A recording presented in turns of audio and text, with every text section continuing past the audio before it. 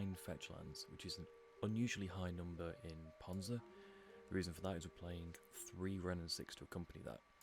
This, the way to break it down is to treat this as 31 sources of mana, 11 mana dorks or sort of pseudo dorks in terms of Wrenn and 6, which is more mana fixing or selection, ensuring that we make our land drops through aggressive use of fetch lands.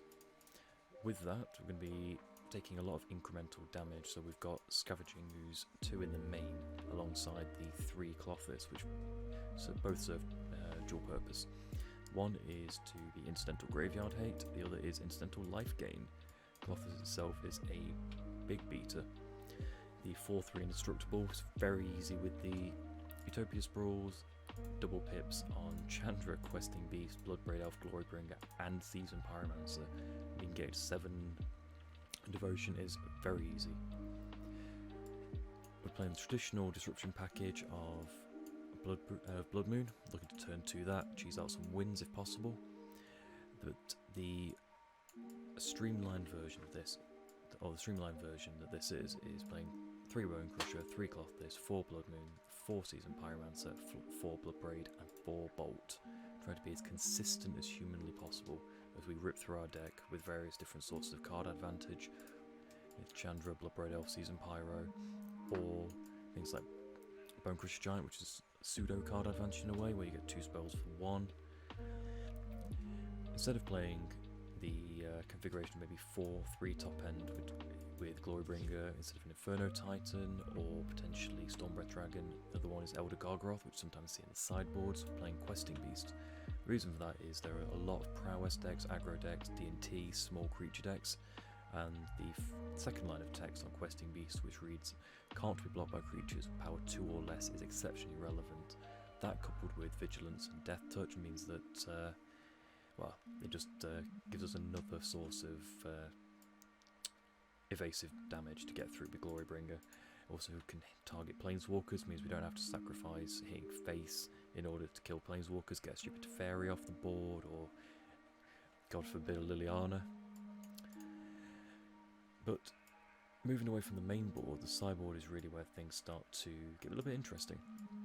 But the notable ones I'm just going to leave to the side for now. Playing 2 Ancient Grudge, which is a bit light on Artifact Disruption compared to what you'd normally find upon this list. The reason for that is playing the Pyromancers, so discarding the Grudges isn't really too much of a downside. We can obviously flash it back from the graveyard, because we've got 5 sources of main deck graveyard hate. We're only down to, we'll just play 2 Relic in the side, it's not an issue.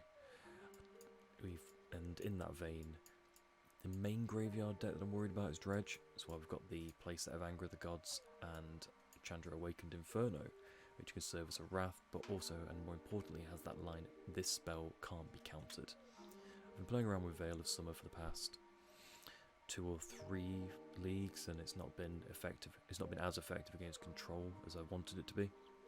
So we're trying to utilise threats which, when they hit the board, are just incredibly hard for the blue-white control decks to deal with. This Chandra, once it comes down, immediately takes up. If they're playing one of these sort of like win-conless pseudo versions with maybe just a Fairy and a Castle Arden Veil, then this can easily race.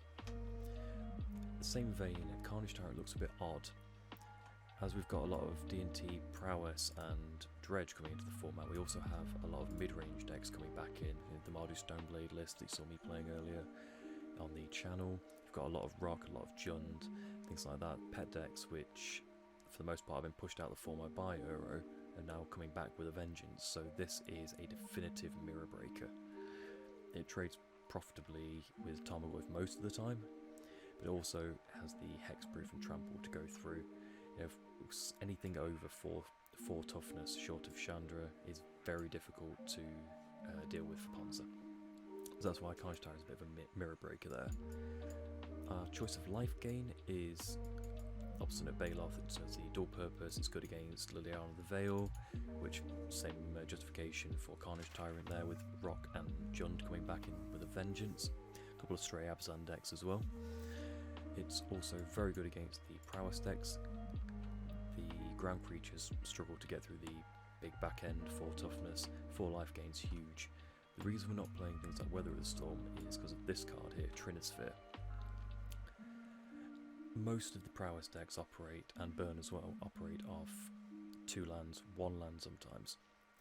The taxing effect, even if it doesn't stop them from casting spells, stopping them from chaining off and playing 2, 3, 4, 5, flashing back lava darts here and there, gut shots, is vital.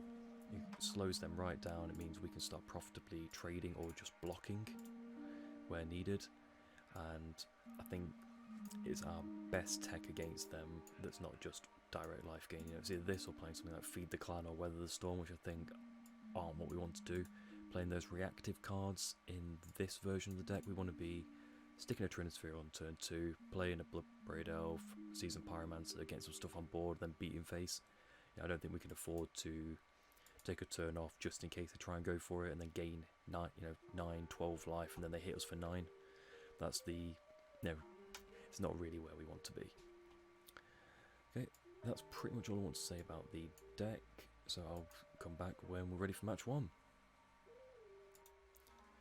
Welcome back everyone. We've already told opponent to have fun. We're going to take the play and keep a very interesting opening hand. So we're going to keep this. They've not revealed a companion, so opponent's obviously a nice guy as well, bro. Yep, so they haven't revealed a companion, so I'm going to prioritise Utopia Sprawl over Arbor Elf in the blind, considering we don't have the 3rd land. Rather stick the Blood Moon as early as possible, pitch the Arbor Elf and or the Blood Moon, or maybe another card that we draw in favour, sorry, in case, and just get really started. Start progressing our game plan as quick as possible, disrupt, and hope we can find something to close the game out as quick as possible. Breeding Pool from our opponent into Oath of Nissa. Not what you want to see when you're on a Blood Moon deck. This allows them to cast their Planeswalkers using any mana. Also, hopefully, this will be... Yep. So because we've already got the option to get double red, we're going to get double green here. Play the Bloodbraid out, sorry, the Blood Moon out. And hopefully stop them from casting that Birds of Paradise. Opponent with another mountain. Very happy to see that. Forest off the top. So play the Stomping Ground. Use Seasoned Pyromancer, holding up a green. I'm going to pitch this forest and the other Blood Moon.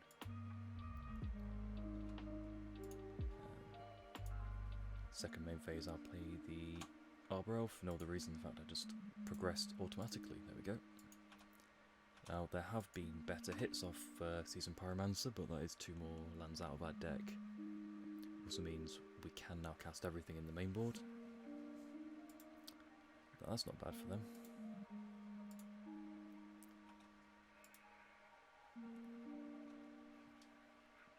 So with that, we'll play the Stomping Ground. We'll move to combat.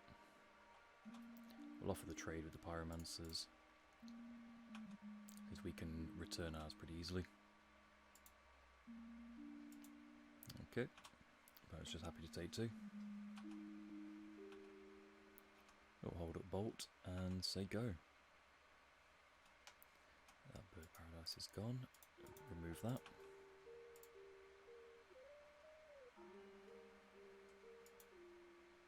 Okay, so they are on Cat Combo. Probably going to tick up. So in response, I'm going to bolt the Pyro.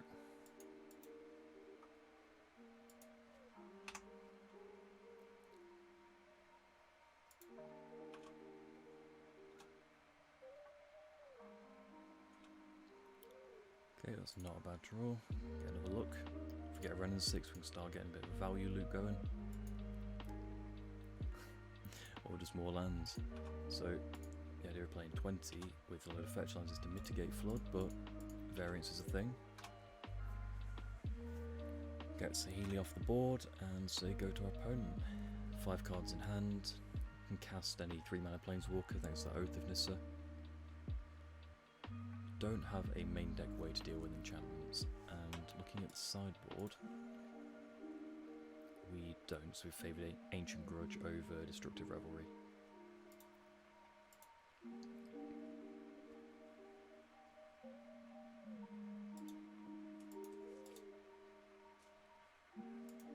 Okay, up to Fairy, that's obnoxious, but there goes Blood Moon.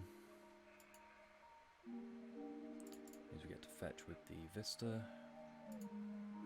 Get another Mountain.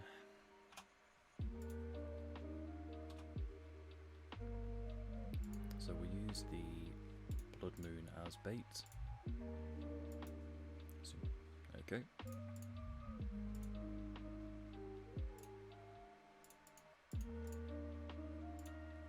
Play out Glorybringer.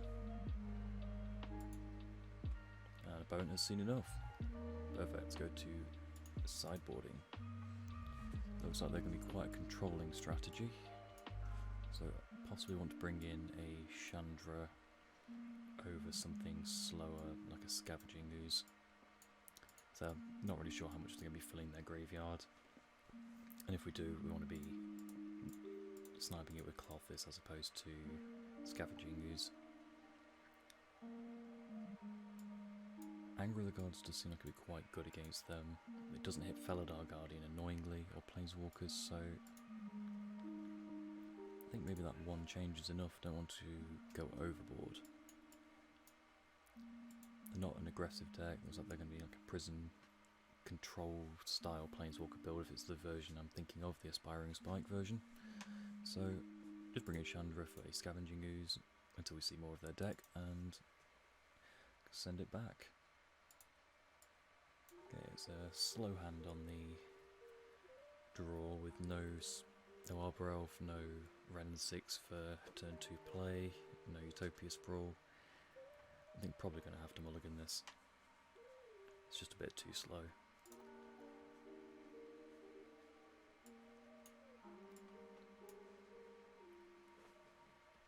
Opponent's going to 5.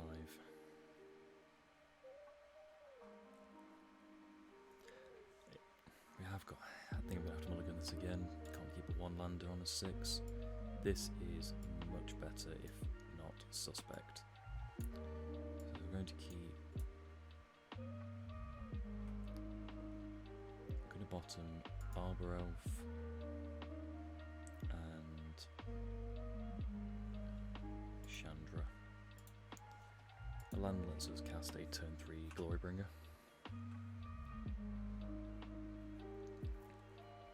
So the opponent's aggressively mulliganing down to the Oath of Nissa as they hit 5 as well.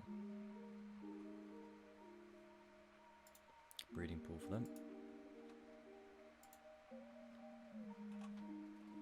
Well, it's not fantastic, but we'll get a Forest. Play out the Arbor Elf. That allows us to untap, play a 2-drop next turn if we don't draw a land. We can play a 4-drop, but for the most part it looks like we're going to be Utopia Sprawl, go. Opponent finds a basic forest, chooses to play Flooded Strand, which means they've got 2 lands in hand.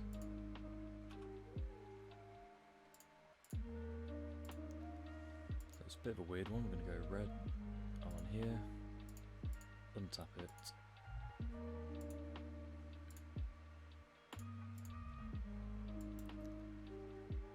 Utopia Sprawl, we're going to name red, so we've now got 6 mana off this, 1 Arbor Elf and 1 Forest, so be able to bolt and Glorybringer next turn.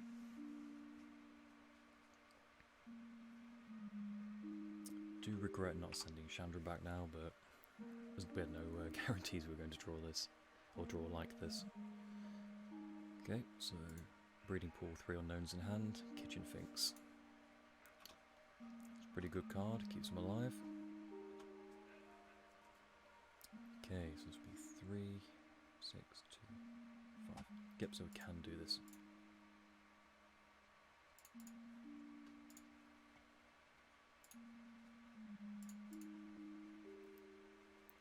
Get a Forest. Play out Glorybringer. And attack them. I'm not going to bolt or exert on the kitchen finks.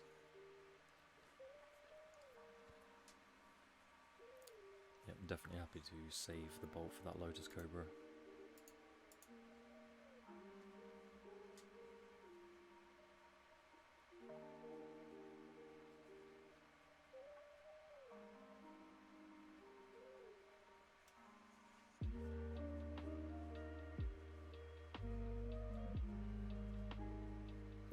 Interesting, so they're going to find Felidar Guardian, I assume. Avalanche Riders, that is an exceptionally bad one for us. Wow. So the race is in fact on, as they hit Ren down to 1.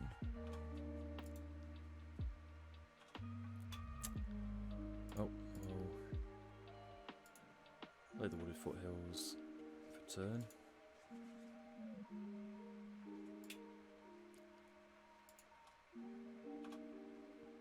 Go to Glorybringer. I'm not going to exert on an Avalanche Riders. And start trying to race them. So I've got 6 points of burn in hand. If they go pay for Avalanche Riders, which they can't at the moment, so they're going to have to sack it. I will fetch a Stomping Ground and bolt Kitchen Finks if I have to. As next turn we'll be able to use this Wooded Foothills to get and play Bloodbraid Elf, so it's effectively the same trade.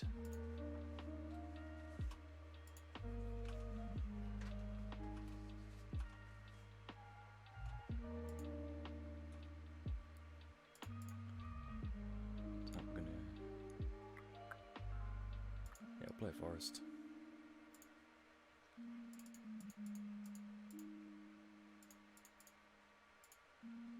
Play the Bloodbraid Elf,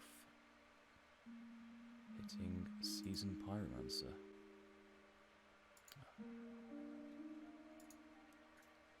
Oh, we'll use that. We've got the Wren, so it's essentially just a 1-1 for a Lightning Bolt.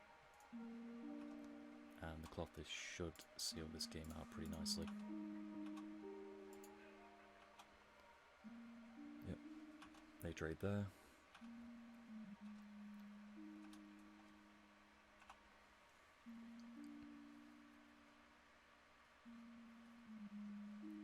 And opponent's seen enough, didn't have the red mana for Saheeli Rai if they had it in hand. So I'll see you again for match 2, a good start to the league. Welcome back everyone for match number 2, we're going to tell our opponent to have fun and good luck. We've got Ramison, we're going to take the play again, 2 matches in a row, with another solid opening hand. Same thing again, I'm going to lead on Utopia Sprawl since we've got Pyromancer and we guarantee that for turn 2. Opponent kept 7 and say go to them. Okay, Giver of Runes off basic planes, this could be D&T, could be Heliod, a couple of different things it could be. I'm going to shock in Stomping Ground. Play the Pyromancer because we've got the Bloodbraid. I'm going to keep the Verdant Catacombs, the Orb, and the Bloodbraid Elf. The Tranquil Thicket is fine in case we draw Wren. And overall pretty good hits. We've got the Bolt if we need it. I don't think there's much on turn 2 that I want to bolt. Maybe a Stoneforge Mystic over playing Bloodbraid. Even then it's pretty solid progression. The Onin Arbiter.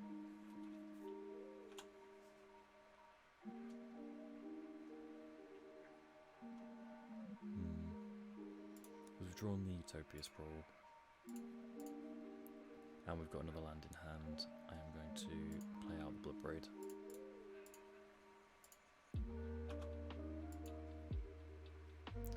We get massively rewarded in that regard.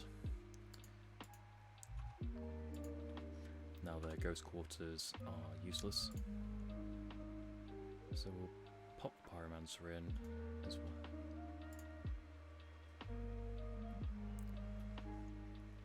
We'll say next turn, then we'll bolt the Giver of Runes. We'll bolt the Giver of Runes next turn, assuming that don't play another Archon of Emeria. Good card, but not unbeatable. Another good draw. So we get to go keeping one red up, play a Clothis. One spell each turn. Let's forget about that with that card. Not to worry. We'll bolt it on end step. This does nullify them giving protection to an Arbiter or an Archon, so it's not too bad. But a bit of a missequence. I forget about the new cards that have come out recently. Stoneforge. Okay. I'm going to bolt the giver and go to the next turn. I assume our opponent's probably going to get a Batterskull here. Maybe a Fire and Ice if they're playing it. A Feast and Famine would be particularly good as well, but on this board gives protection from everything.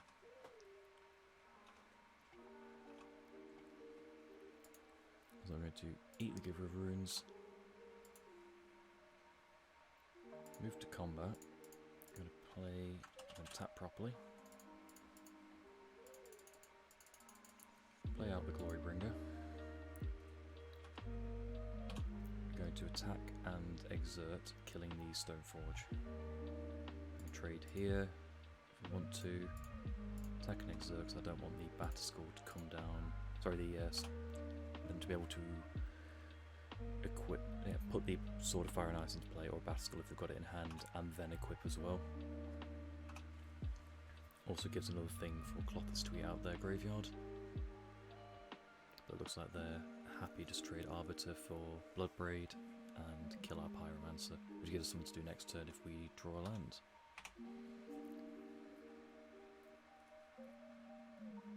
So it looks like they drew the land. So they can attack if they want to.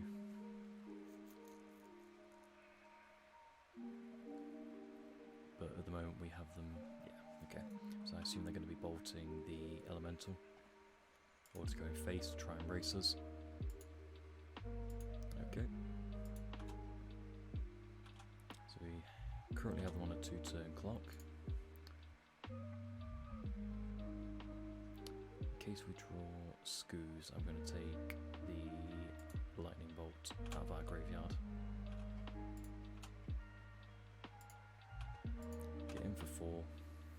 Next turn, if they play a creature, we are able to attack. Yeah, so I have to play 2 creatures.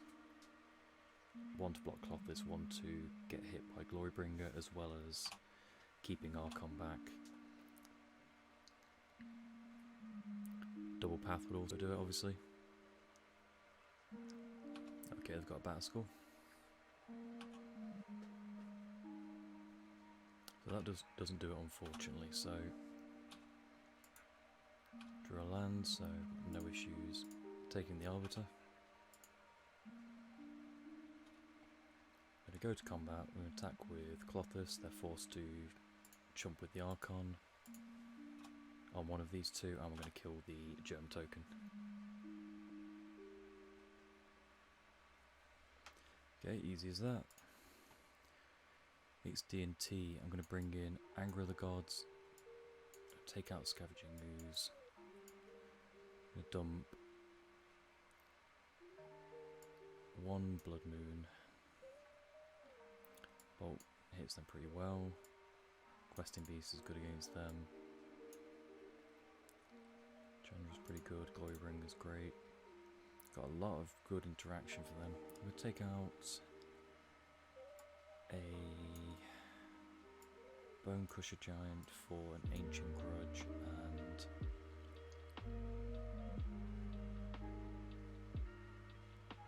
probably a Chandra for an Ancient Grudge.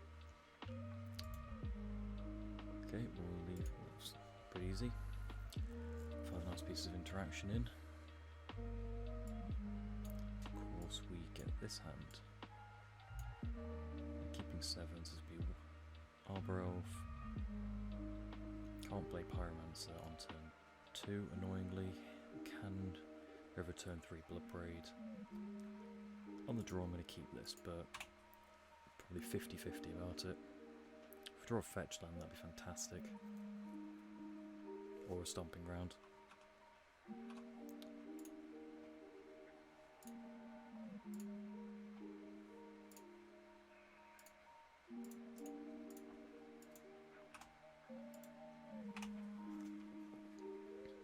This allows us to Pyromancer next turn. Also disincentivises them from Ghost Quartering us. Because we drew that Stomping Ground, I'm now going to...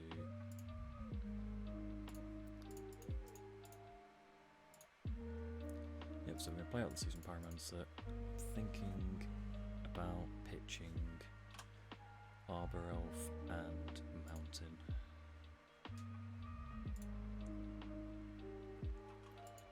Okay, feeling pretty justified about that. So nothing from the vial. Definitely like to see that. So, assume we're going to see... That's not too bad at all. So, we've got a bolt. I'm going to attack with the Seasoned Pyromancer and the Elemental token.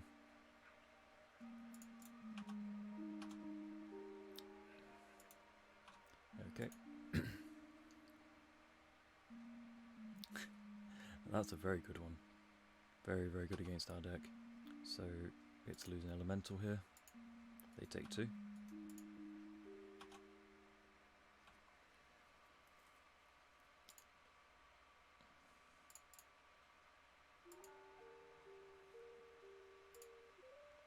Whilst we can, I'm going to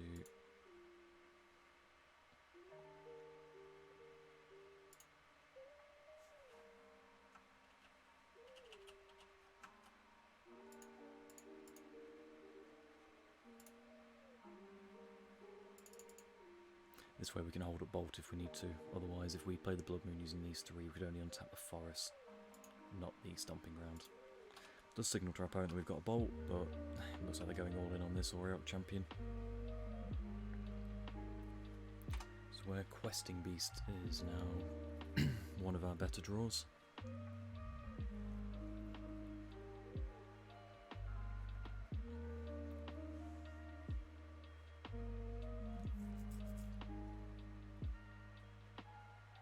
Yep, as expected, we're going to hit the Arbor Elf. Takes us off 1 mana.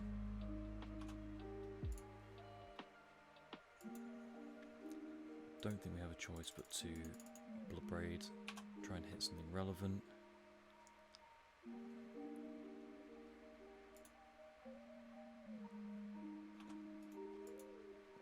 Okay.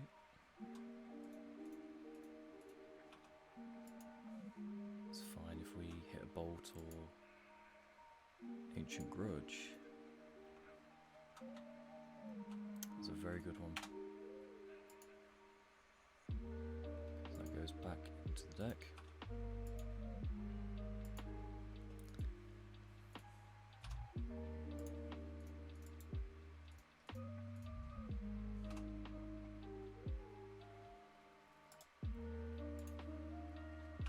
I'll offer the trade.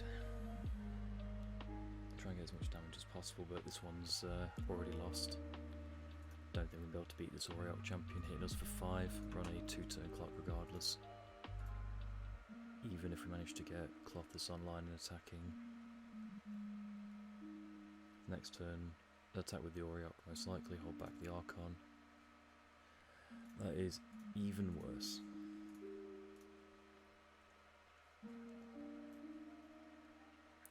This is 7, 8, 9.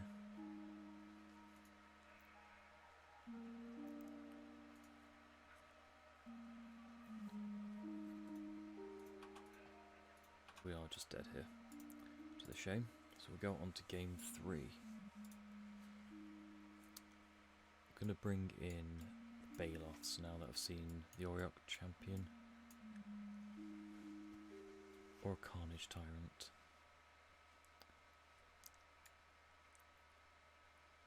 It didn't show Feast and Famine, which makes me want to take out 2 Bone Crushers for 2 Baloths. Go down another Chandra, Requesting Beast, Sorry, for a Carnage Tyrant. So we can go much bigger than they can. Baloth is pretty good against the Batterskull. So we are cutting a lot of our inevitability with the Chandras.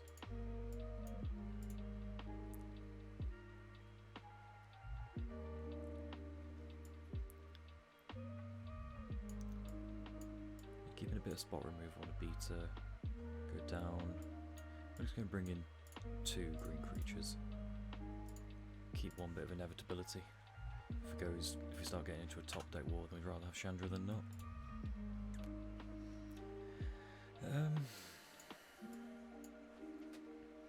Plays through Blood Moon pretty well. Blood Moon's not fantastic against them, so I'm gonna mulligan this.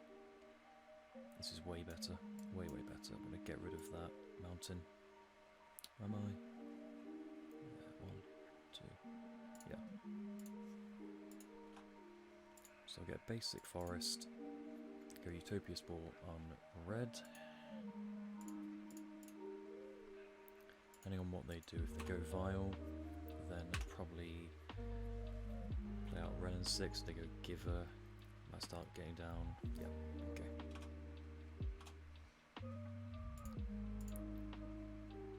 I think this is now going to be ways to effectively dig towards Ancient Grudge. It's going to fetch a Stomping Ground on end step.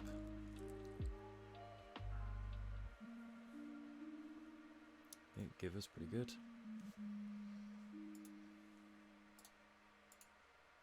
It's deciding whether they want to Ghost Quarter, Utopia Sprawled, Forest. Gotta be pretty tempting, but the Ren does mitigate it quite nicely. I do think it is correct, even if they don't have Leonin Arbiter. Yeah.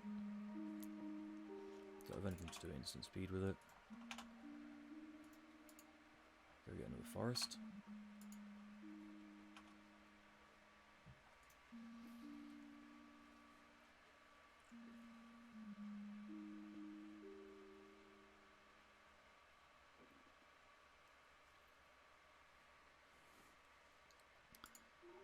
So I'm going to get the Wooded Foothills back.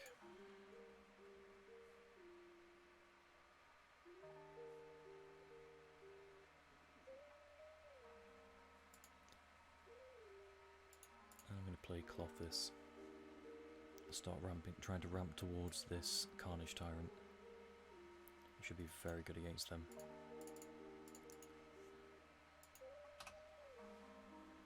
So next turn we'll have 5 mana. So if you build, yeah, 2 Giver Runes is horrendous. With this Anger of the Gods in hand.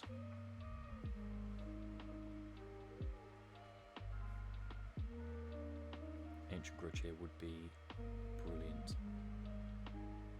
With that in mind, I'm probably going to... Let's go to Ren, I assume. Yeah.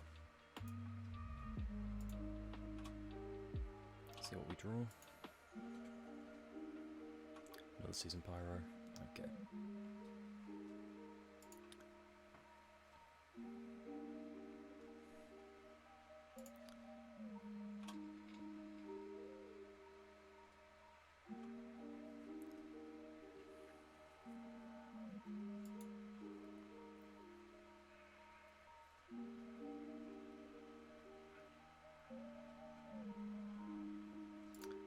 Uptick Ren on the Wooded Foothills. Play Foothills, get a mountain. Play that. For the Season Pyromancer, and we're going to pitch Windswept Heath and Season Pyromancer again.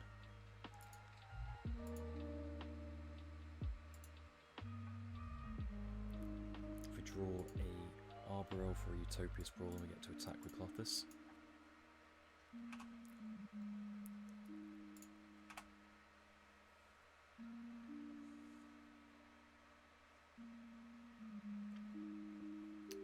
opponent's got a 2-drop they want to violin, so they don't.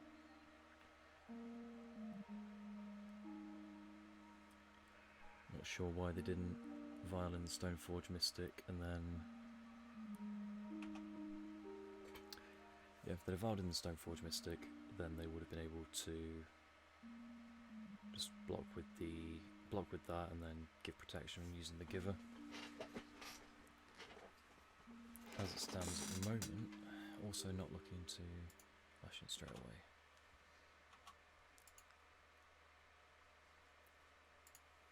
So I'm going to take that Ghost Quarter out of their graveyard.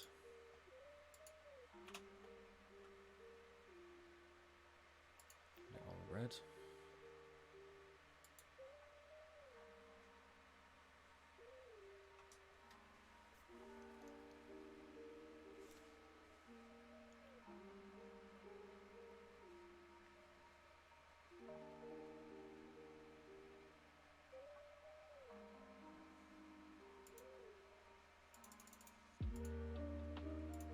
So I'm going to play a pre-combat Carnage Tyrant.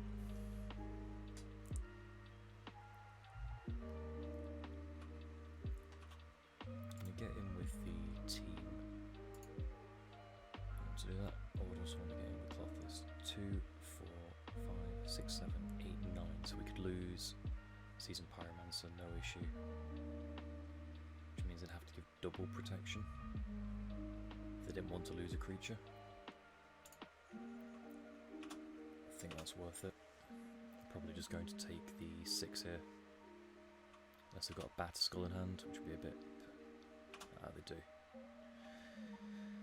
Not ideal.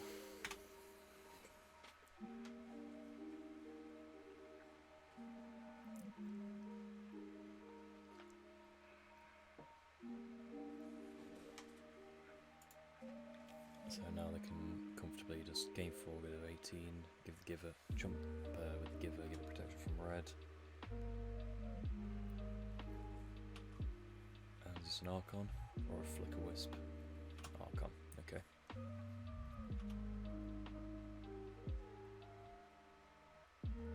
And another Giver, okay.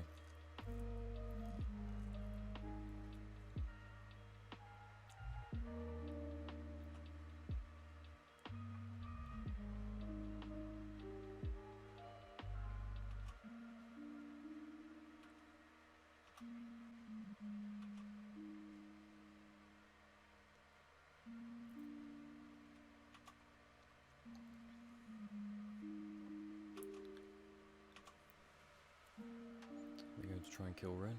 They are indeed. So they're going both at Ren. It's absolutely fine. So now what we get to do is attack with Carnage Tyrant.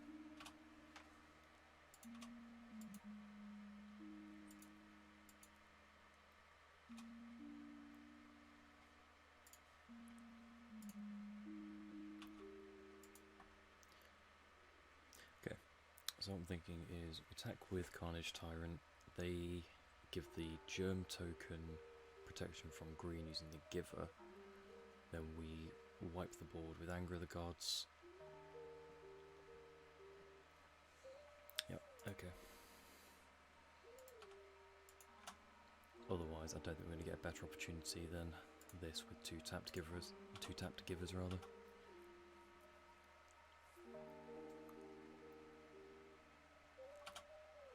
Yeah, opponent refusing to play into it. Let's see what we're trying to sell.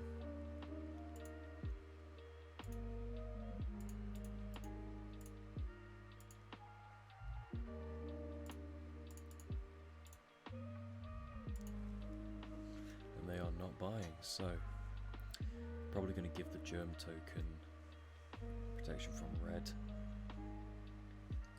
Flash in the sort of Fire and Ice. And then next turn they'll be able to equip it. So they're giving the Giver protection from red, interesting.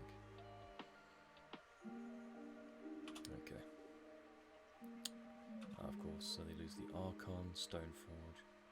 We keep the... So now they do get to hit us for 6, 7, 8. They go go up to 21. It's not looking good. Also, they only got up to 19 rather.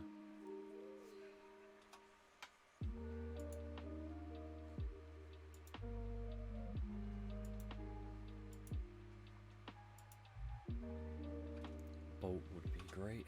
No.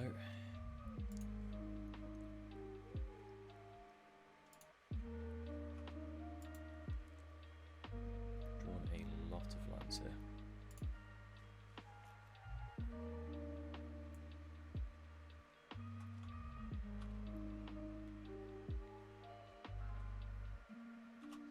So they're going to give it protection from green. When they do, I'll create the Seasoned Pyromancer tokens. From there, hopefully that'll be enough to chump block for a few turns. They're going to gain a lot of life at the moment. Oh, they can't because they've already got pro red. Never mind.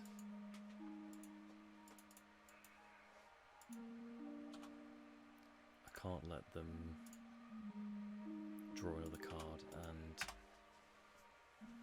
get in another and deal 2 more damage to us, so I'm going to chump here.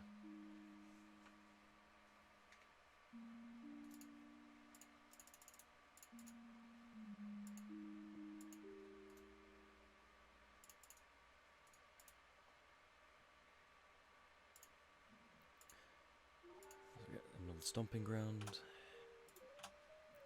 Bloodbraid Elf isn't too shabby, so we've got 1, 2, 3, 4, 5, 6, 7, 8. So we can't create any more tokens, but I think just starting to drain them is a little bit more imperative here. Keep our life total a little high. Hopefully there's no Archon. If they've got it, they have it, but... Excellent, so we're going to hit that Batter Skull first.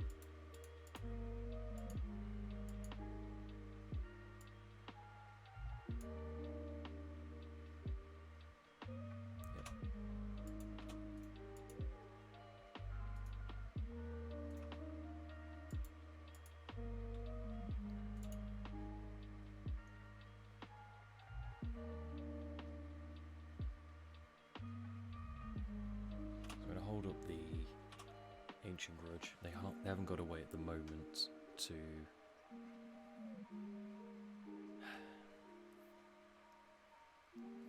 that is quite a conservative line.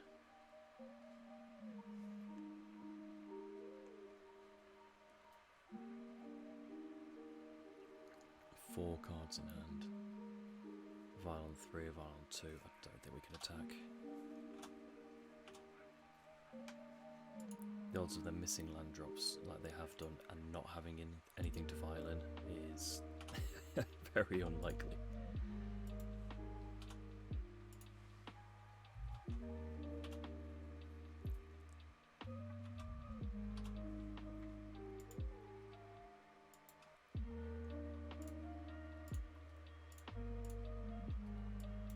Assume a Flicker Wisp is going to come down now.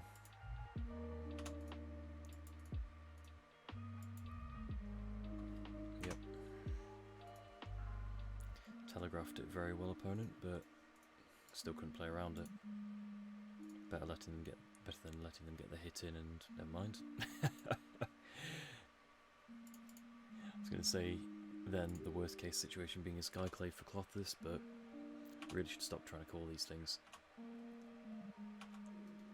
Oh, Pyro's not too bad. It's 3 mana draw 2.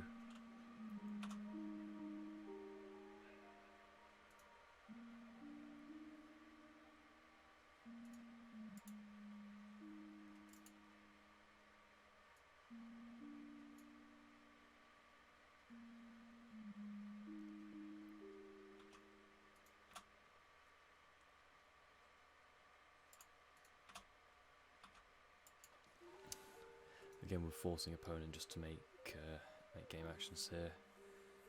Yep, so they're going to give that protection from red. Hopefully they choose green. No. So they very much value the sort of Fire and Ice equip onto the Skyclave. Don't want to give us a 3-3. Which is why I'm going to have to do this.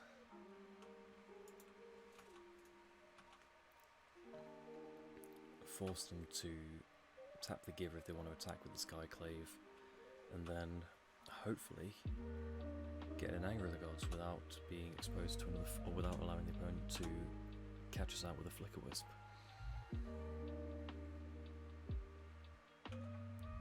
So if they want to get in and attack, they've got to, or not, just have it off the top. You can't blame the opponent there. We're on turn 9, they're missing a lot of land drops. There must be just pure spells in hand. To mention the Fire and Ice card draw is just burying us in card advantage. That isn't particularly helpful here. Gets the Giver off the table, I suppose.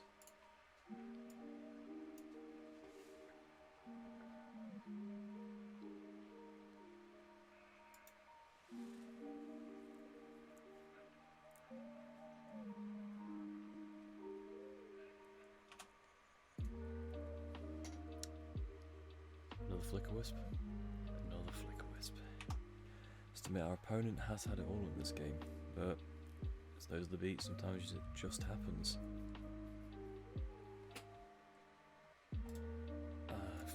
I've seen enough here. There's not really much we can do to win. Yeah, it still wouldn't.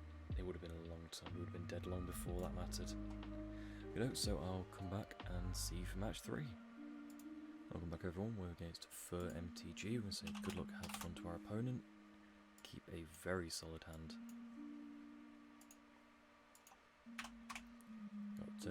Turn 1 Utopia Sprawl into Wrenn, and then hopefully turn 3 Bloodbraid Elf.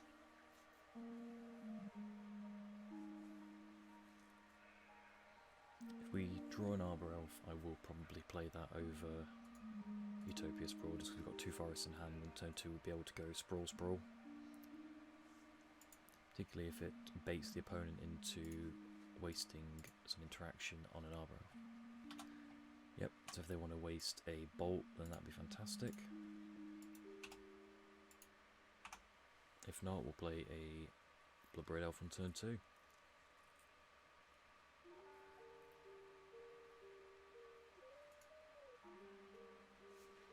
Fantastic. It's not quite as fantastic as I thought, but it's still going to attack. We'll reveal a Bolt.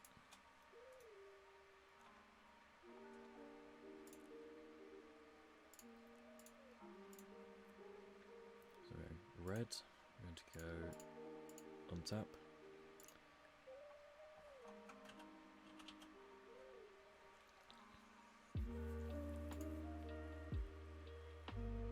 Play out a Bloodbraid Elf, finding a Wrenn. We're punished for not playing the fetch line first. We're not going to attack.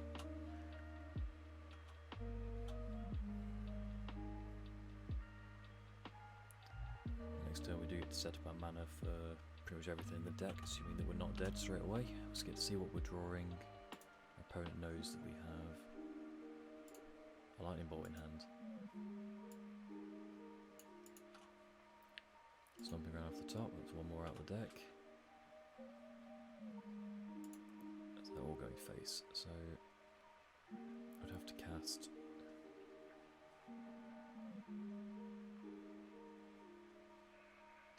So I'd have to cast 2 spells, which is very doable in burn, 4 cards in hand to kill that. So I'm going to take the guaranteed one here. It's the riskiest line, but also means if we draw a Scavenging Ooze, then we can start to eat some of their graveyard and get 2 life straight away.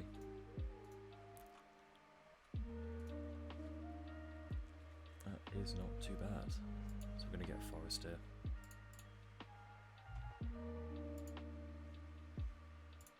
Put it on this Sprawl.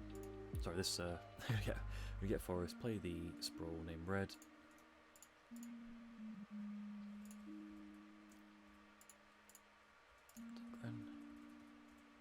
Just in case we get another Wrenn off the top. Play another Bloodbraid Elf. Blood Moon is weirdly fantastic here. cuts them completely off white, shuts down the fiery islet. Very happy to see that. Whilst they're tapped out, I'm going to bolt this. Regret not waiting on the Wren. Would have been able to down tick on the other Swift Spear and then down tick with the other Wren, but they now can no longer play Boros Charm, Lightning Helix. They've only got 2 lands. They can't play. Well, they've got to suspend Rift Bolt.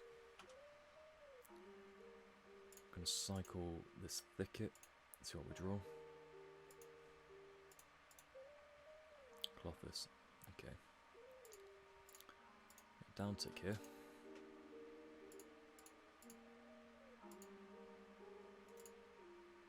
Play a Wren. Keep this one. Down tick here. Play out Clothis.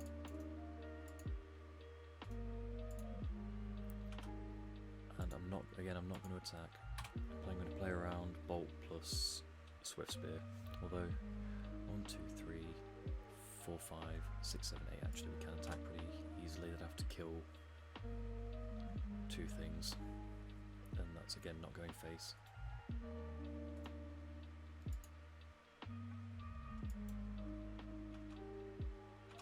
Opponent with the preemptive GGs means they've probably got a bolt in hand.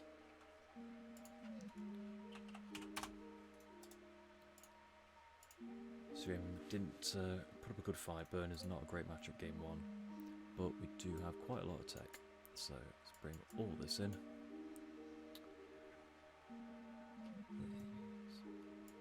Take out the Chandras. Take out Bone Crusher.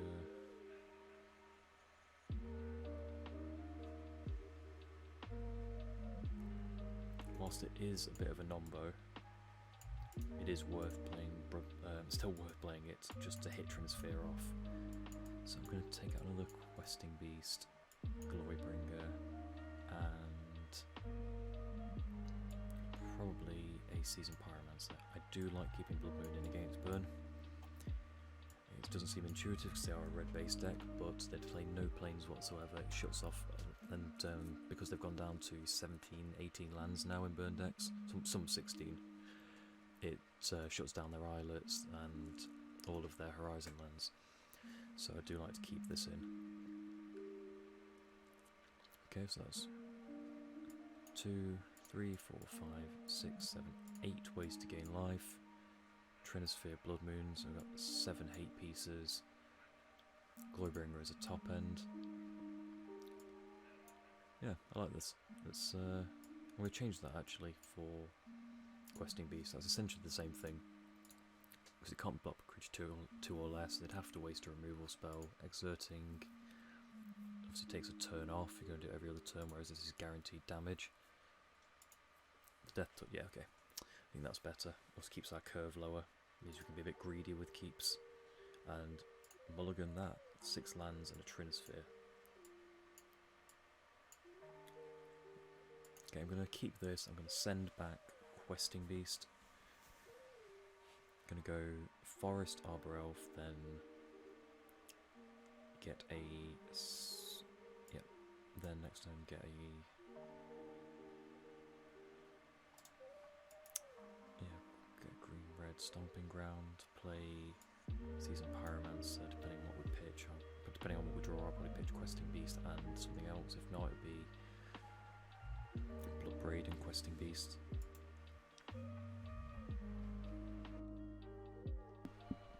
Okay, after a long pause, our opponent has decided to keep 7. We're going to pop back the Questing Beast.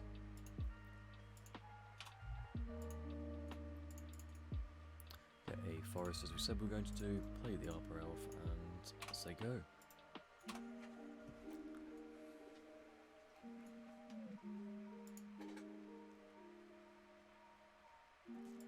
Okay, opponent gone to bolt the elf. Fine by me.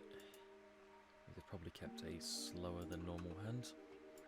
And we get to fetch that Stomping Ground.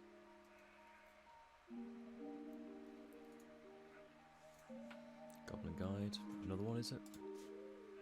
Okay, so I'm going to turn off auto yields, and then we're going to check what the first one gets.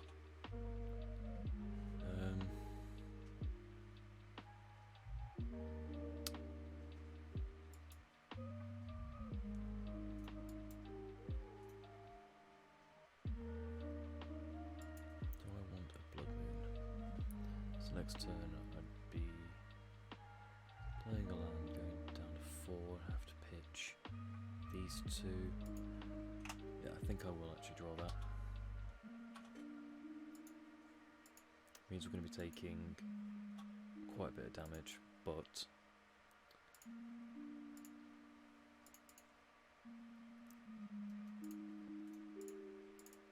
I'm just going to set us up here, try and keep, well, it's a risk, but when you're playing against Burn, everything's a risk. They're going to hit us for a minimum of 5 here. 6, 7, 8, 9, so we are pretty much dead. Well, the risk didn't pay off, so I say GG's to our opponent. No point playing it out, seeing if they fail to attack. I suppose, well, that's no point. And I'll see you for match number 4. We are here for match number 4 against Mr. Seri. So good luck, have fun, and mulligan 2-6. That is another bad one. Another polite opponent. Do love to see that. Opponent goes to 6. We will do the same. Okay, that's much better. With the Bone Crusher and Bowl, I'm going to pitch an Arbor Elf. Look to go Forest, Utopia Sprawl. And so, just Forest go. Could be the Mirror, could be Rock, could be Jund, could be Heliard, could be, God, just could be Elves, could be a very bad Elf start. Could be, okay, so it looks like a Twilight Mire. This is probably Yawgmoth, yeah, this is Yawgmoth.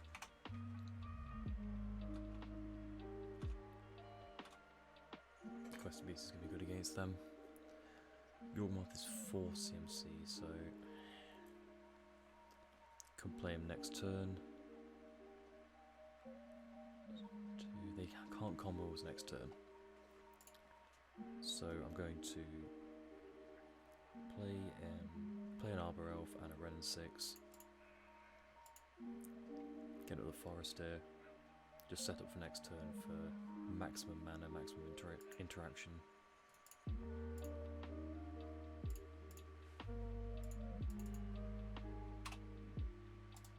Bugger, forgot to activate Ren. Playing too fast, too loose.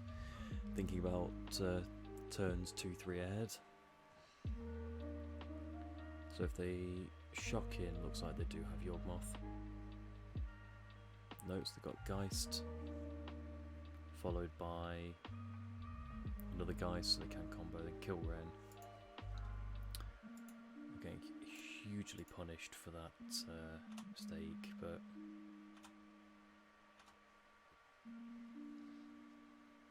and rewarded when we really shouldn't be. So we play the Blood Moon, cut them off black. There's no point bolting the Geists, not at this stage. We'll wait until we've got a Scavenging Ooze or something of the same. I'll just take 4 here.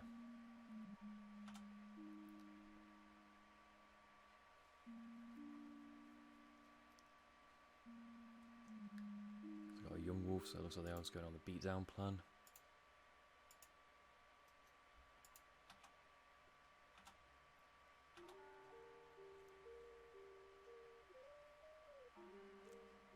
That'd be 2 for the Ren. 3, 4, so we could Ren and Questing Beast this turn. Which 3, 4, 5. So yeah, so we can't Questing Beast plus Bone Crusher.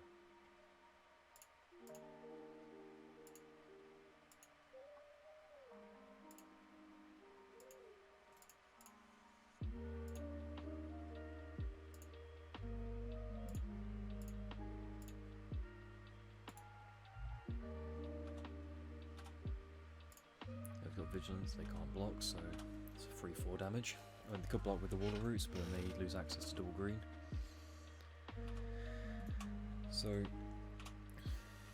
they usually play they obviously they could play bolts now. We've Blood Moon them, but we're going to block a Strangleroot Geist. Take 3 from these 2 here. Hopefully they go towards Ren.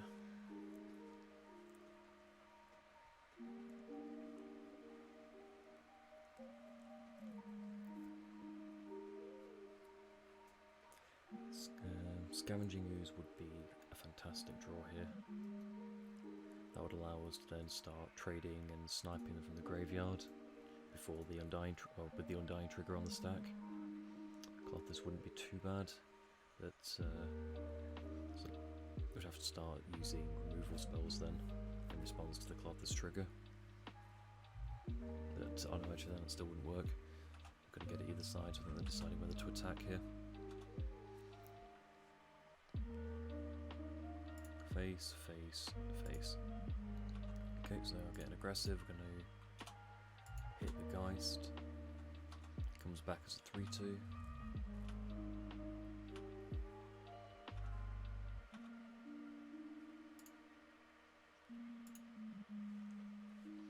We've got access to 6 mana, so we can down tick on Yawgmoth. It comes back as a 2-2. Play Clothis and Bone Crusher, which would have Clothis turn on. We'd have 2. So we have a lot. Yeah, that works. So we're going to go to combat, see what they do. They can now block the Questing Beast if they so choose.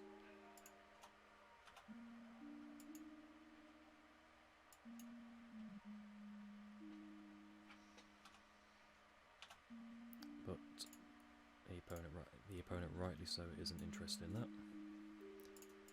To untap, play the Bone Crusher Giant, and we're going to down tick Ren on Yawgmoth. And ask our opponent if they can get through this. Next turn we'll do the same to Strangleroot if they don't attack. Our opponent's had enough, so let's go to sideboards. The obvious one here is Relic. Anger of the Gods is fantastic, kills their entire board, everything apart from Yawgmoth and Wall of Roots. Chandra's pretty good as well. Questing Beast is a house against them. Bone Crusher blocks pretty well. Not interested in Glorybringer as much. Season Pyromancers on Grave. Bringing in the Relic. Is Skoo's good? I don't like the bolts. They are faster, but we can go much, much bigger. They're able to shrink our creatures with Yawgmoth if they do. They want to. Well, the Glorybringer does kill Yawgmoth, so with that, I'm going to shave one Clothis and that does kill Clothis as well, and one Bone Crusher. We go down to 20 creatures and just try and play the control decks. In this instance, we've just got to be like here. Utopias. So we get they're keeping 7. We're going to do the same. We're going to Sprawl. Stomping Ground, Season Pyromancer, pitch 2 lands at the moment. But we've got 2 draw steps in that time. So as we are a Blood Moon deck, the opponent is rightly prioritising mana fixing.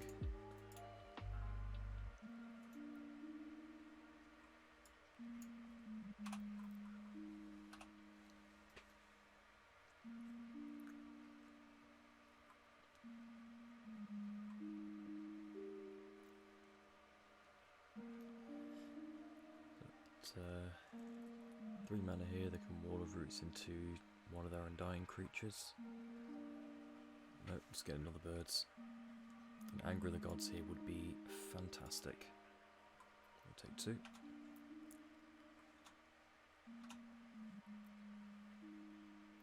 Bone Crusher isn't bad.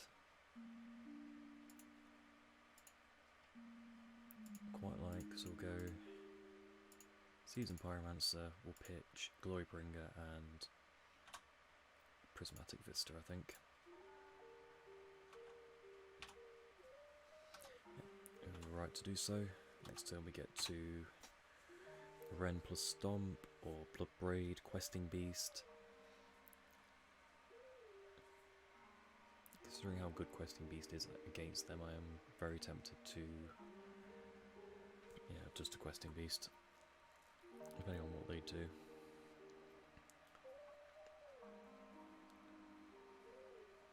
If they play Yawgmoth, then it's a different situation entirely.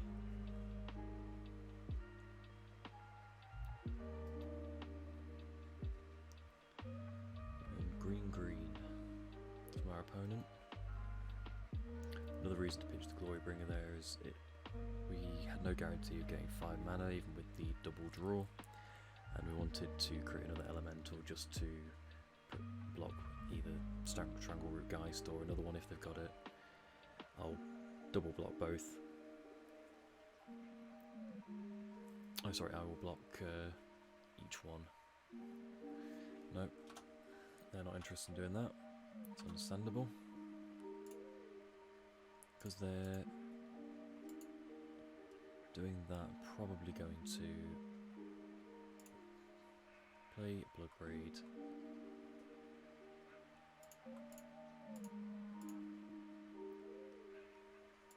try and hit an Anger of the Gods off the top. Lightning Bolt, okay.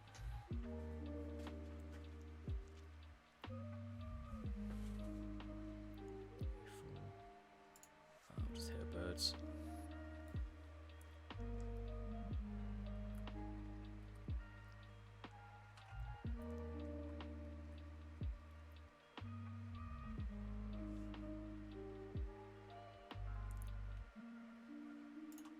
Probably not going to block here. And that was our only bolt left in the deck.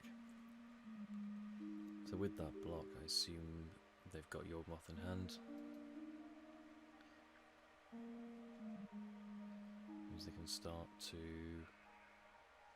switch the counters. How the combo works, if anyone hasn't seen it, is play Yawgmoth with 2 Undying creatures on the battlefield. They activate Yawgmoth, putting a -1 counter onto the one that's got the +1 counter, sacrifice the one that hasn't got a counter on, that goes to the graveyard. They lose 1 life, draw a card, it comes back with a counter, sacrifice the one that hasn't got a counter on and do the same, and they can rip through their library until they eventually find Graal's Messenger or something to drain us out.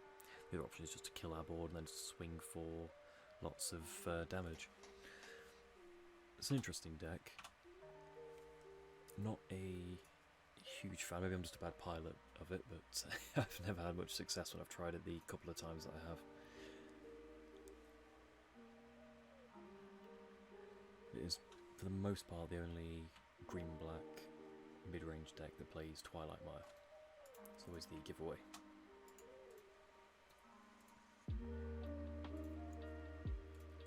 Okay, no black means no Yawgmoth. It could be an Eldritch Evolution, I think is the card that they play. They can sacrifice the Geist to get Yawgmoth. Yeah, there we go. So that comes back. So now they can sacrifice birds to put the counter on Geist.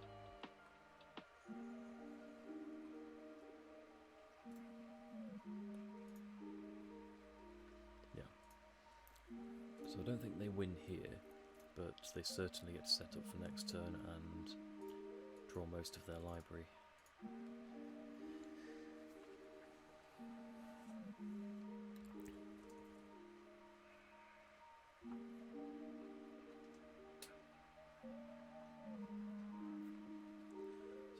I'll come back when they finish this combo and they finish this loop.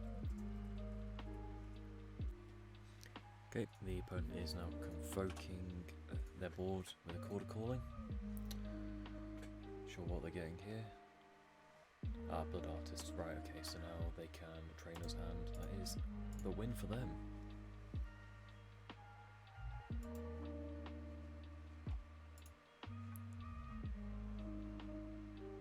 So, in the sideboard, I still quite like how we're set up. Perhaps I didn't value the spot removal as highly as I should have done. You think that Cloth is a little bit slow now. Maybe it's just worse than a Bone Crusher and a Lightning Bolt, or just 2 Lightning Bolts. Still value the Glowbringers and the Chandras.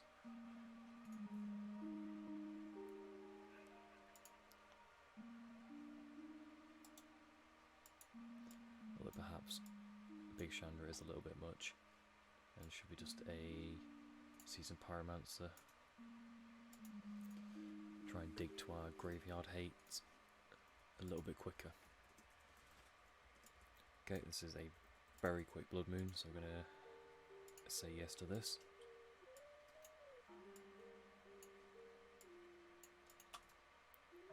Okay, I'm not going to play into their removal. I'm just going to get down this Utopia Sprawl. Guarantee the turn 2, unless they've got some discard, of course.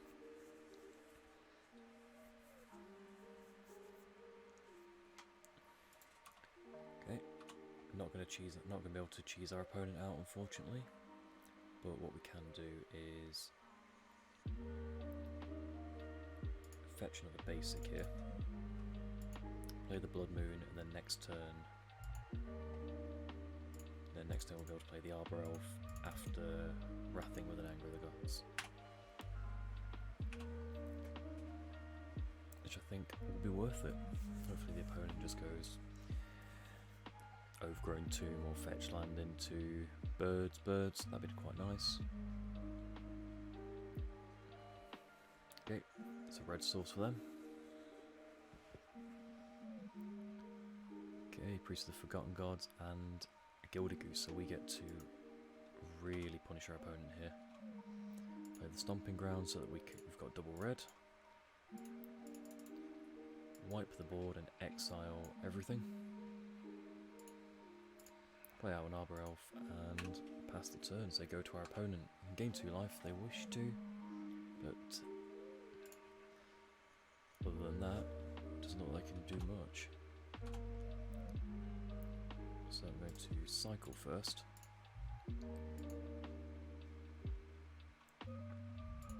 Play a forest. Stomp our opponent. Cast the Bone Crusher just to get down a clock and say go. Got the backup Blood Moon if they want to spend a turn removing it, but for the time being, it's not too bad.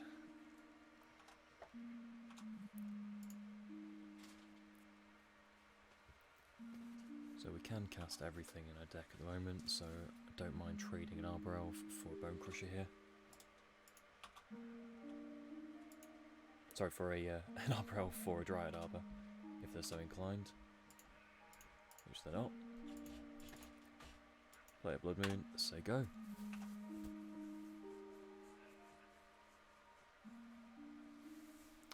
Another mountain for our opponent. Not sure if they were hoping that Dryad Arbor got around Blood Moon, but unfortunately it isn't a basic land, it just has the land type forest. But it doesn't have the type basic, which you can see here, so it doesn't work.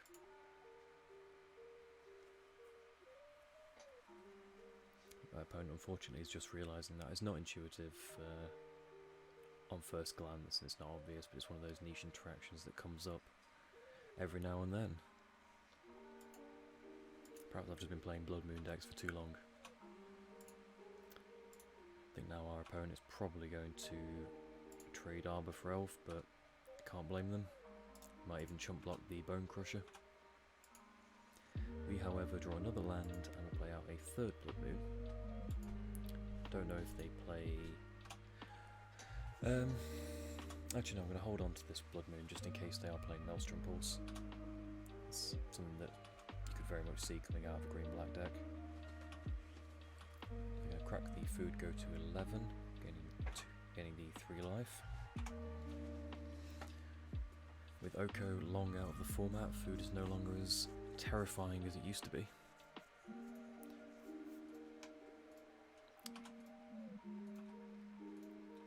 We draw a relic, so we'll keep that information to ourselves.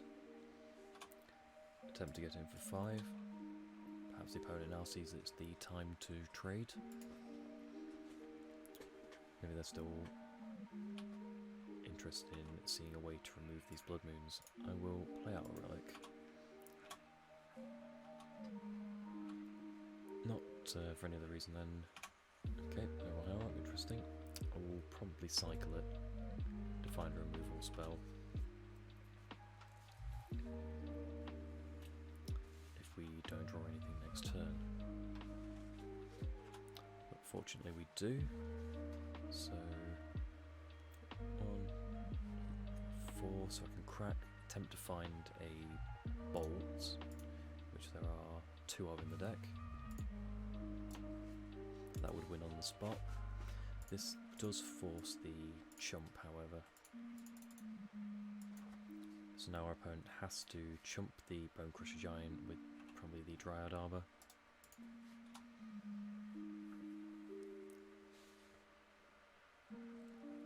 Yep, as they go to 1.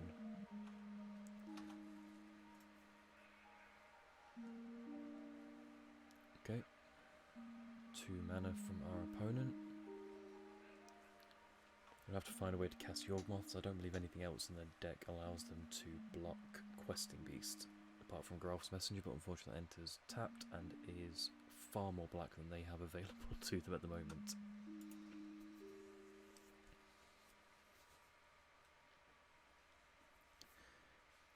Opponent thinking, not sure what they've got in hand.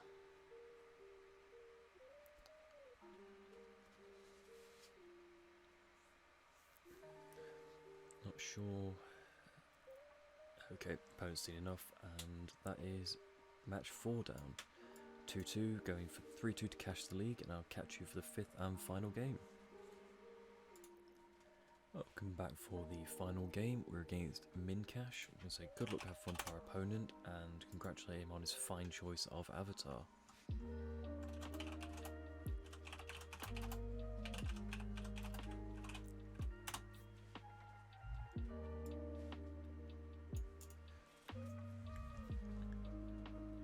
Okay, we've got quite a good hand again. Got the turn 2 Pyromancer, turn 3 Bloodbraid Elf, and Lightning Bolt. Yep. 2 lands, I like it.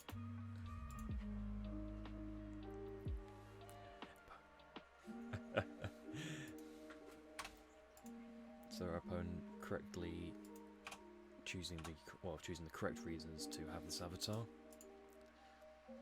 We are going to Arbor Elf. Looks like it's going to eat a bolt.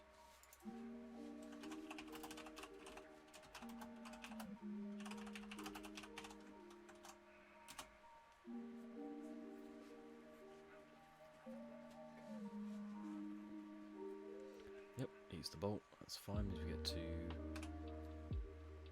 crack and play a fetch next turn.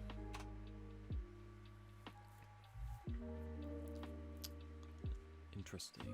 So the opponent puts lightning bolt to cast, Mountain, Desperate Ritual, Lava Dart, and Goblin Lore. I wonder if this is like a modern version of Ruby Storm, or if it's a hollowed one that just poorly. Could be. I'm trying to think. Goblin Storm. That was from a few years ago. That was utilising Faithless Looting pretty heavily. I'm really not sure where we stand. It could just be Mono Red Phoenix style of build.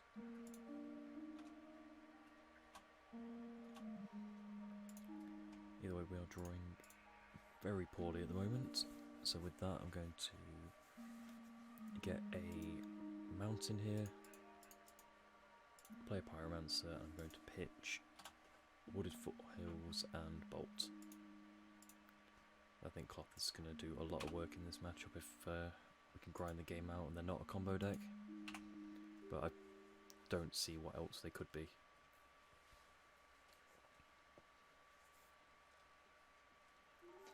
Okay, 2 mana for our opponent after cracking a Bloodstained Mire, Desperate Ritual, and an Ox of Argonas, just to further confuse things. So they are a mono-red Storm deck, it would seem. Okay. So, lots of options here. I'm going to offer the trade with the Arcs.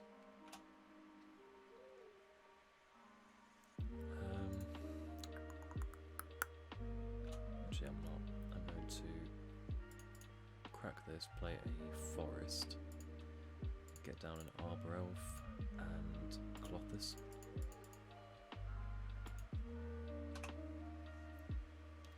Next turn, because I don't want them to escape the Ox. Also, this is a mono-red Storm deck, and I very much regret everything that we've done. So yeah, they hit Bloodbraid and Bone Crusher, they've got Hollowed One. I was technically right, I guess, so they are playing Hollowed One, they've got Underworld Breach. I just don't know what they're doing. It looks like they're a Hollow Storm style of deck. All I know is the Trinisphere is going to be huge against them. Okay, our opponent has accidentally inquired into us into a good hand again. If we draw Utopia Sprawl, then we'll be able to double Bloodbraid with Clothis. 4, 5, 6. Okay. Another Hollowed One. So we are, whatever we do next time, we are going to have to make sure that Clothis is a creature and able to block these Oxes. Or at least block the Hollowed Ones.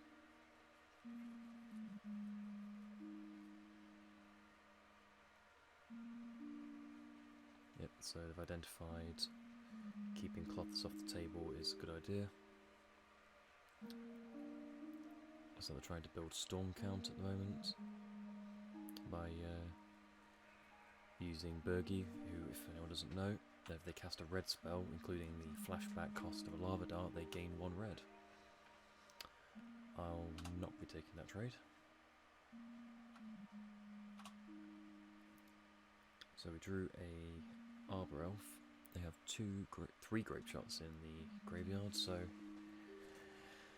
I think we're incentivized to ramp, so we can go Arbor Elf. That's 1, 2, 3, 4, 5, 6, 7. So I'm going to take a Grape Shot, drain them for 2. Play an Arbor Elf. Play a Bloodbraid.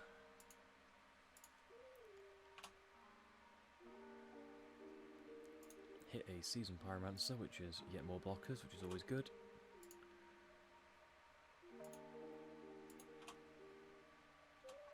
We get to go very wide. So we're matching them creature for creature at the moment. We'll be able to use Clothis and Bloodbraid to trade with regard to get Hollowed Ones off the table. We'll be able to use Bloodbraid to get rid of a couple of Oxes. Next turn I'll probably Pyro, getting another token off Ren, assuming that we don't just die here. I'm fascinated by the opponent's deck. I do love Ruby Storm in Legacy. So seeing them go off like this is does warm my heart. Sideboard wise, whilst the opponent does their thing, we're bringing in Trinispheres, Relic of Progenitus, maybe Anger of the Gods, probably not though. We're keeping the bolts, Bergie and Ox. Okay, so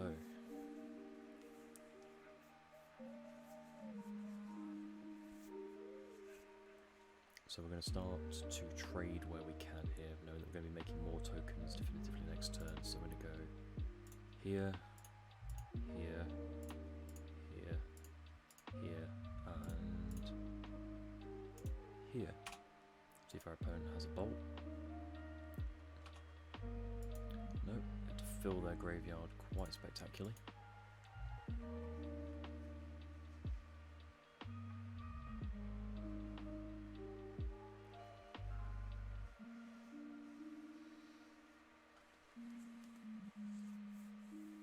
Yep, so they get the Ox back for the, what seems like third or fourth time this game. Scavenging Ooze would be an excellent draw here. So I have to go above these creatures. A bit bigger, life gain, but for the most part it looks like I'm going to have to pitch a Wren. Blood Moon, not good enough here. Let's eat an Ox out of the graveyard. I think creatures are more important. Oh sorry, recurring the Ox is probably more important than a Storm kill for them with 2 cards in hand, 17 cards left, and I think, let me just double check their exile. 1, 2, 2 Underworld Breaches in the graveyard. None, sorry, in exile, none in the graveyard. So I don't know how many they play, but 2 are out of the deck. They might have another one in hand, in which case we're probably dead. But I don't know what their deck actually is capable of. But for the most part, it looks it looks fascinating. Lava Dart, killing yet more tokens.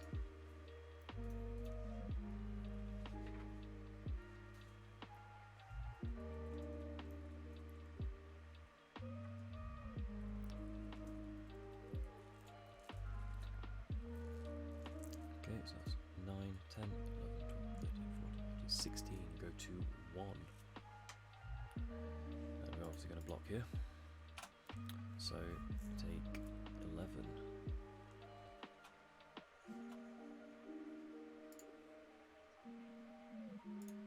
Again, we're going to say anything that can come back, so I'll take a Grape Shot.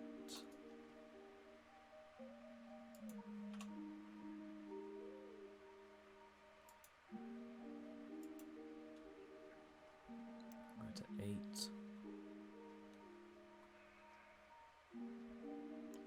think that was all of their lava darts. I'm just going to double check. 1, 2, 3, 4. Okay, so we don't have to play around that with tokens. 1, 2, 3, 4, 5, 6, 7. Annoyingly, we can't Pyromancer and Questing Beast.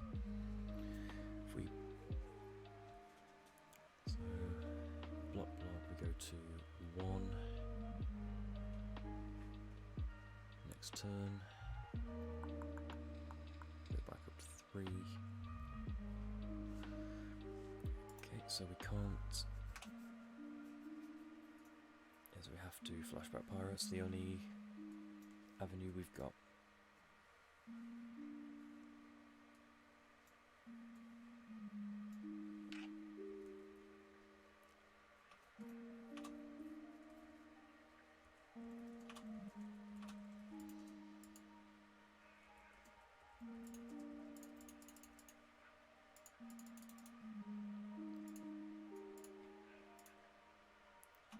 So we'll take 7 here.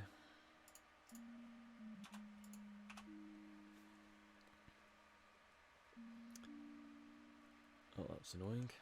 Oh, never mind, hand didn't change. All good. They found the bolt. Well, we didn't put up a bad fight, considering we're not well equipped to deal with them game 1. Game 2. I think we just have to go a little bit bigger and better, so I don't like bolts. We'll just kill Birdie actually. Oh, yeah, we're definitely taking the Blood Moons out. They are very bad against the mono red Storm deck. Scavenging Ooze I like. Bone Crusher isn't great.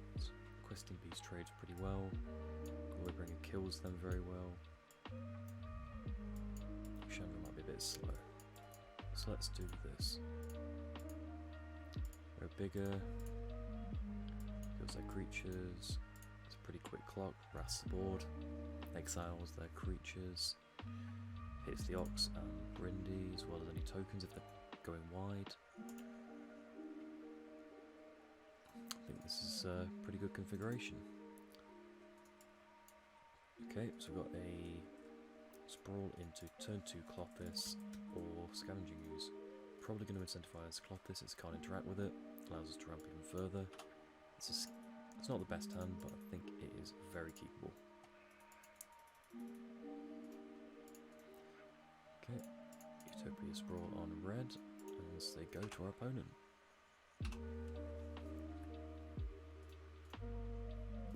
Okay, Inquiry ruins our plans.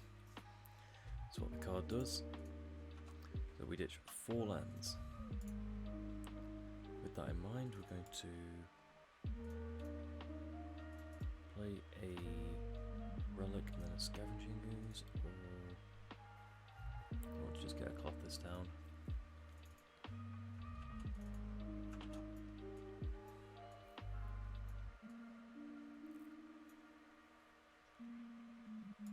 We'll get a Clothis down, that allows us to ramp as well. Then next turn we'll be able to utilise the graveyard a little bit.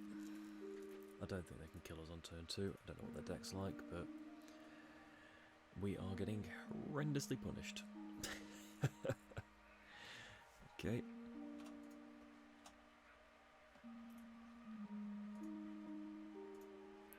No creatures on their graveyard. 1 Scavenging Ooze in ours. Just take a Grape Shot.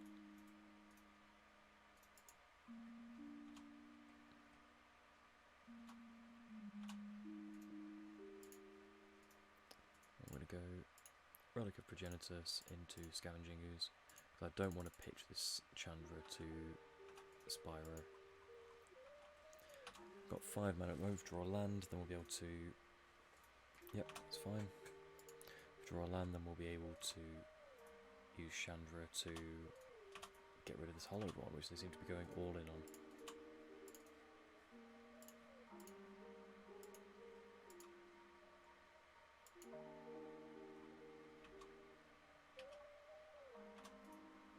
We do, so we're going to eat a Wooded Foothills out of our graveyard, because we have enough.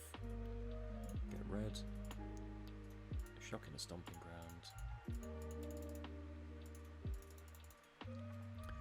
Big Chandra, we're going to downtick for 4. Exile the hollowed one. And opponents had enough. Correctly identified that they were very much all in on that hollowed one. Sideboarding, we're going to keep it the same. Not sure Ancient Grudge is worth bringing in. Wow, this is the definition of a risky keep. Let's get 7. I'm going to risk it. Let's go for it. They Burning Inquiry, then we get lands. Okay, so I'm going to get a Stomping Ground. Play out the Arbor Elf. Hopefully maximise mana next turn. It's the risk that you play. Or it's the risk that you run, rather. Okay. That's a good one.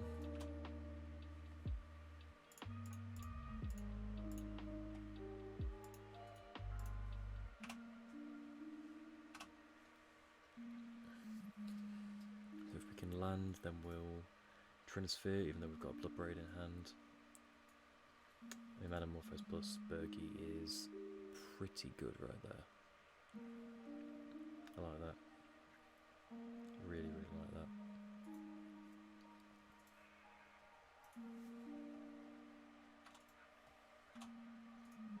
Okay, it's not quite a land, but it does get us one.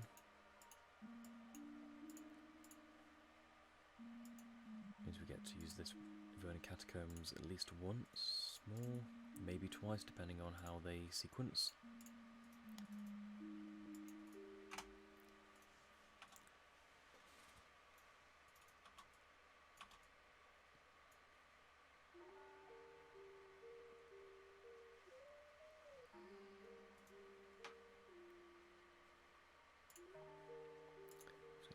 exile a card from their graveyard in F6.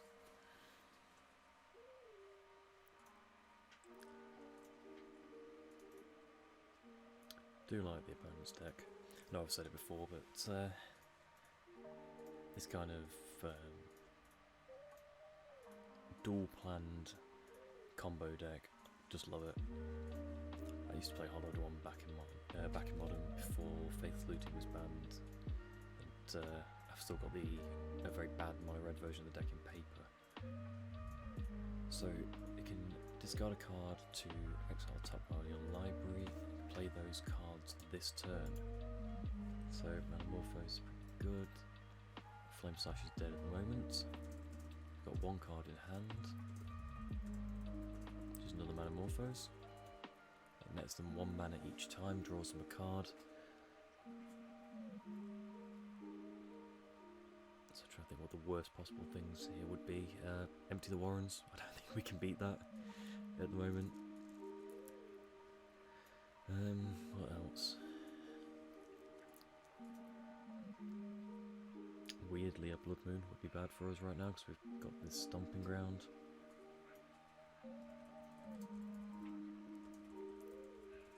Okay, so we've got another Burgie, which isn't fantastic. Both sides are legendary and they can't do much with it. Lava Dart Ren to kill him. It's an understandable play.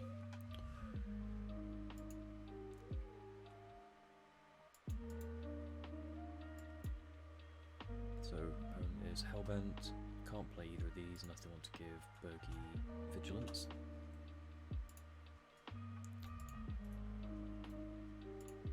Get another Forest.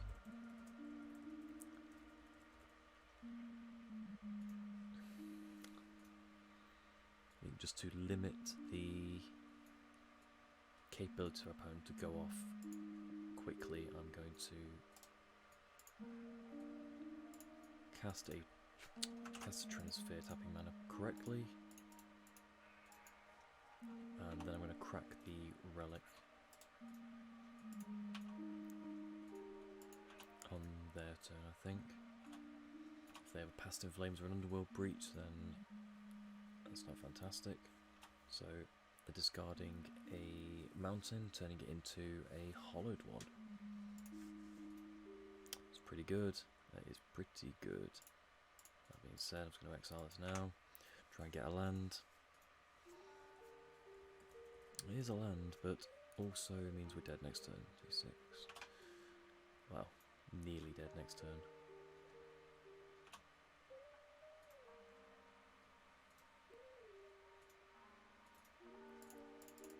I'll play double Scoos. Oh, I can't play double Scoos.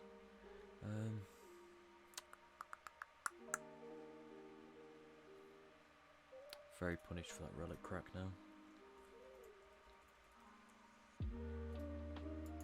It might just lose us the game. What would we have hit? Nope. I'll trade with Burgie if they attack in. Then go on Supreme Chump Block mode with Scoozers.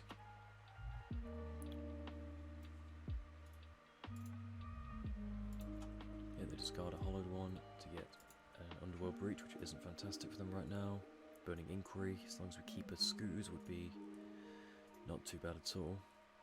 Scoos, Forest, that would be perfect. That would allow us to then start eating things from the graveyard.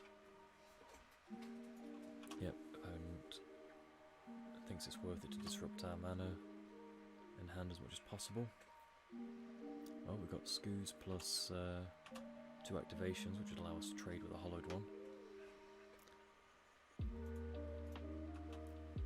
I'm not going to block here.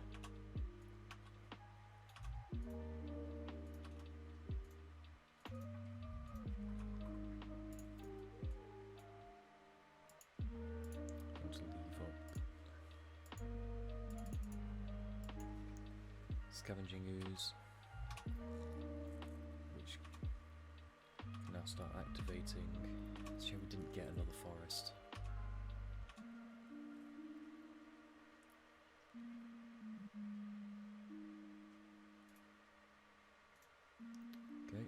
items found. Goblin Law, okay. It's effectively a draw 1.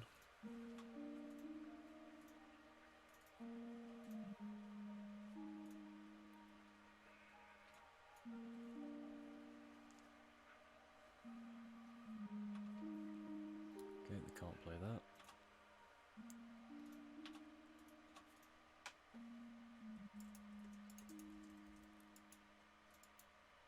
I think they are incentivized to attack with both.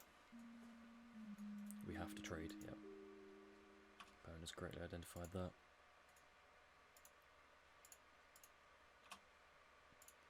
Sign blockers and then eat the hollowed one.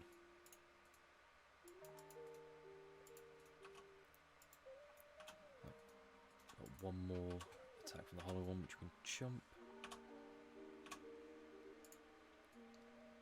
Excellent, so we'll get a red source.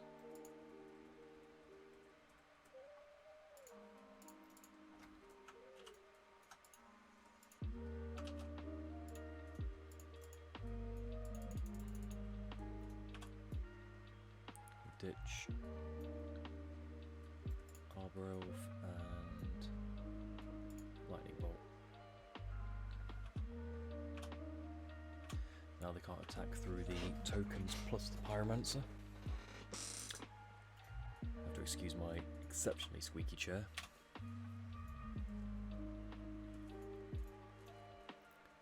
Okay, one card in hand. What is it? It looks like... Nope. Okay, so the opponent's going to go to combat. We're just going to chump with an elemental. No point trying to get cute. Next turn we're going to red and 6, get back a Wooded Foothills, and then play a Clothis.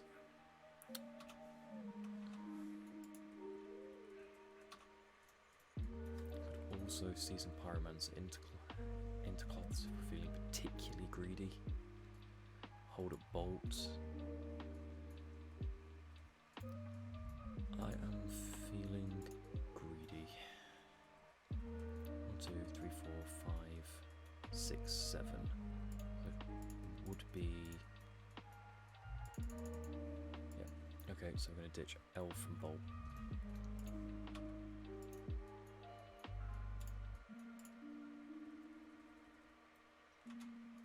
Don't draw a land, unfortunately.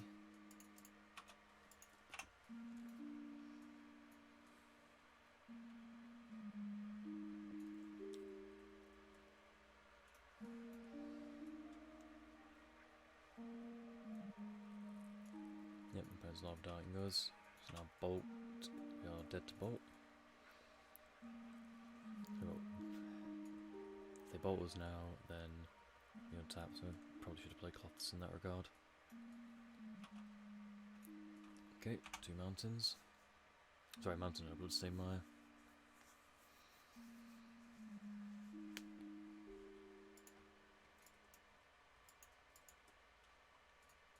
Opponents wanted to reduce our clock as much as possible.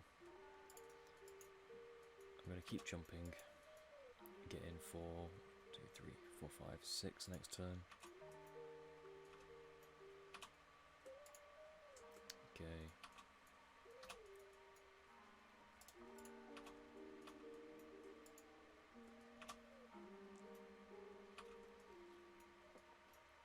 Hopefully with this we now get to just close the door.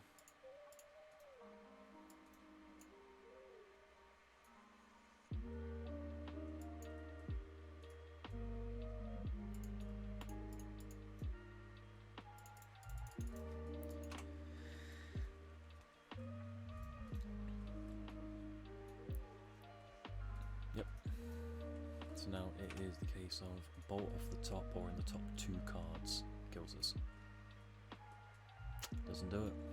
So they can mountain, then Goblin Law. 3. Ditching Grape Shot, Desperate Ritual, and Bloodstained Mire.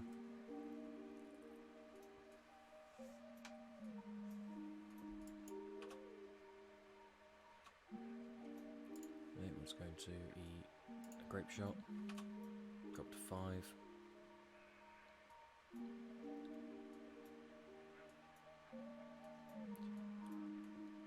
Yep.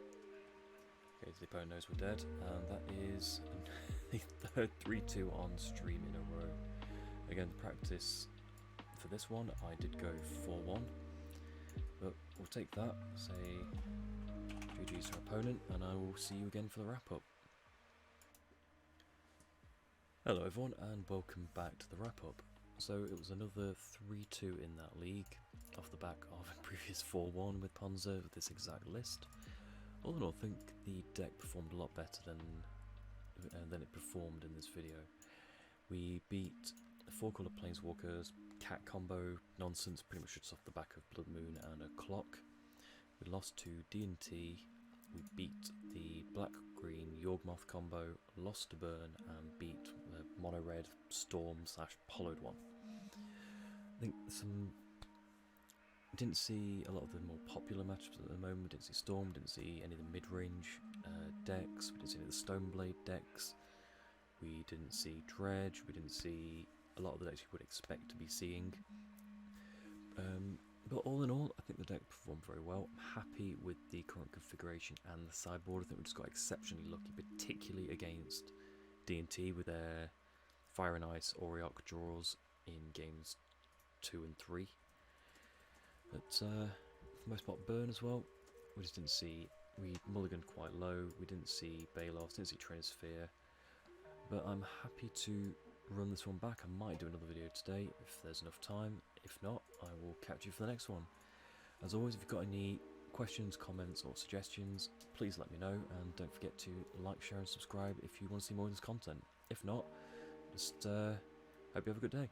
Thanks. Bye.